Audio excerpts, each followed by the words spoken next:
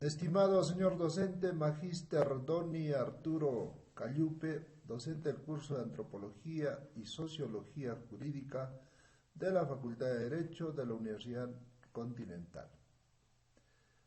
Mi nombre es Vitaliano Enríquez Mamani y deseo presentarles un mapa conceptual respecto a los derechos culturales e interculturalidad.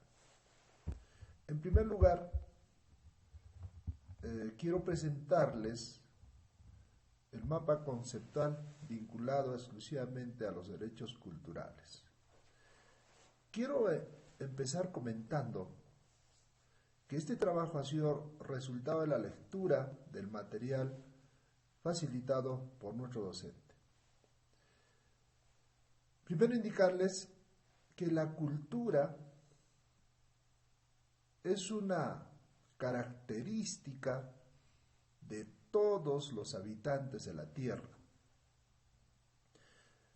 Para nosotros es importante conocer, en primer lugar, el tema verbal y no verbal para saber de qué o a qué le llamamos cultura.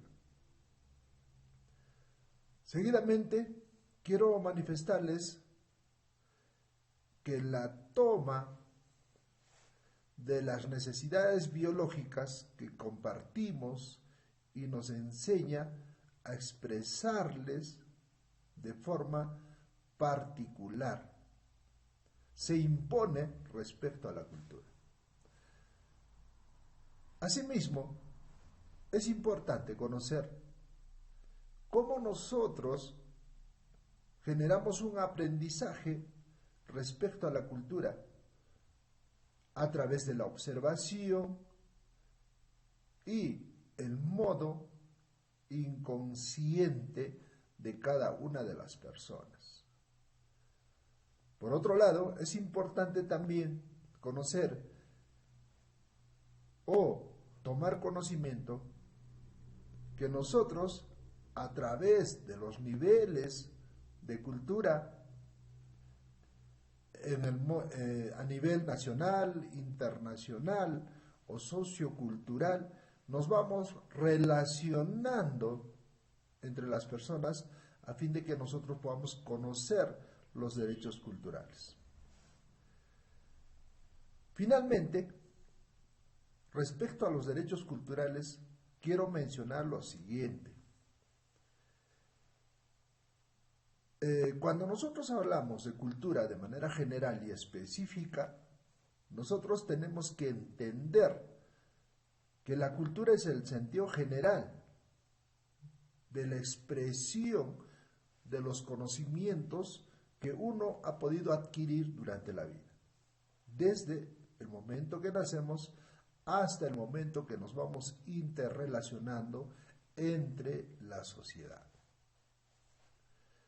Es importante saber que todas las personas tienen una cultura distinta dependiendo el lugar de residencia, dependiendo del lugar de donde proviene, dependiendo de la religión, de la raza, etcétera, etcétera. Pero sin embargo, todas las personas conocen a cabalidad cuáles son los derechos que debe tener una persona respecto a su cultura. Seguidamente, quiero mostrarles o deseo compartir también el mapa conceptual elaborado respecto a la interculturalidad, ¿no? Al cual también le llamamos multiculturalismo. Esto significa que el humano, desde el momento que nace, se va incorporando a la sociedad y es necesario que nosotros vayamos identificándonos y compartiendo las ideas con el resto de la sociedad. Por ejemplo, tenemos 3 caminos por los cuales debemos de seguir o identificar por qué le llamamos multiculturalismo.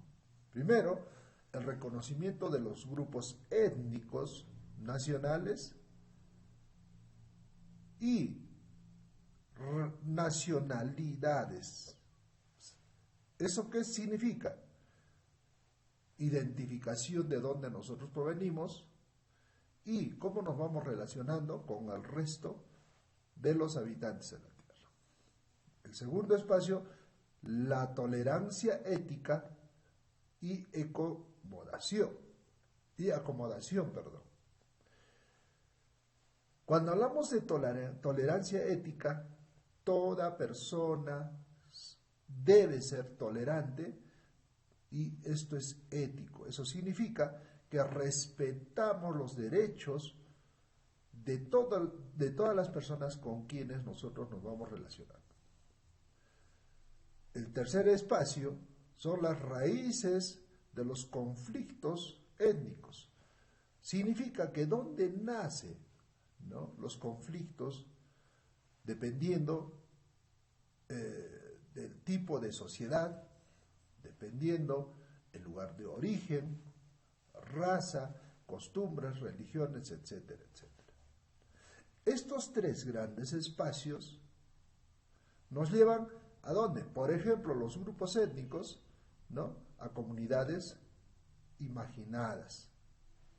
¿Qué significa? Grupos étnicos son sociedades que tienen una identidad originaria, ¿no? Por ejemplo, podemos encontrar grupos de personas que viven o radican de manera permanente en las zonas de selva, por ejemplo, ¿no?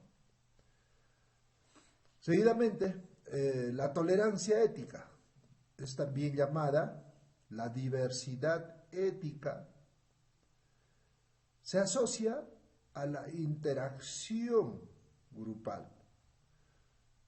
Y cuando hablamos nosotros de interacción grupal, significa que nosotros nos vamos a inmiscuir, ¿no?, en este grupo de sociedades posiblemente desconocidos para una persona.